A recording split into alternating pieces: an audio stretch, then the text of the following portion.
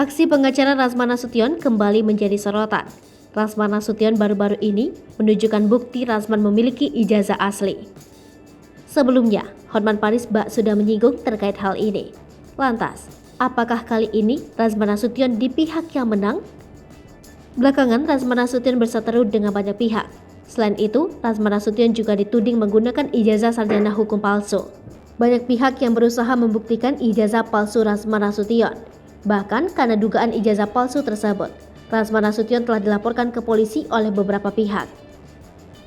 Akhirnya melalui Instagram pribadinya, mantan pengacara Iklim Hakim itu menunjukkan bukti bahwa ijazahnya asli. Rasman Nasution mengunggah foto dirinya membawa sebuah map yang tak diketahui isinya, tapi di tag lokasi terlihat Universitas Sains Malaysia. Ia bertekad akan melaporkan orang-orang yang memfitnahnya setelah mendapatkan surat keterangan bahwa ijazahnya asli. Rasman Nasution menandaskan bahwa dirinya tidak akan gentar memenjarakan orang-orang yang memfitnahnya. Diketahui, orang yang membongkar dugaan ijazah palsu Rasman adalah selebgram Dieni Syarista serta Uya Kuya dan masih banyak lagi. Sementara itu sebelumnya pengacara Hotman Paris menyentil nama Menteri Pendidikan, Kebudayaan, Riset dan Teknologi Nadiem Makarim. Hotman desak Nadiem telisik keaslian Rasman Nasution. Melalui unggahan akun Instagram pribadinya, pengacara berdarah Batak itu bahkan meminta Nadiem Makarim membuat tim investigasi. Melalui Hotman Paris, pemerintah perlu menelisik keaslian ijazah Rasman Nasution mulai dari sarjana hingga doktor.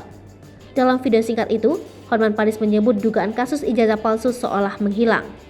Hotman menyebut dugaan pemalsuan ijazah bisa berakibat buruk pada dunia pendidikan di Indonesia. Karena itulah ia mendesak Nadiem Makarim segera membentuk tim khusus mengungkap dugaan kasus tersebut. Tak hanya itu, Hotman bahkan meminta Nadiem Makarim mengirimkan tim ke Malaysia. Tujuannya sama, untuk membuktikan keaslian ijazah Rasman Nasution di Universitas Sains Malaysia.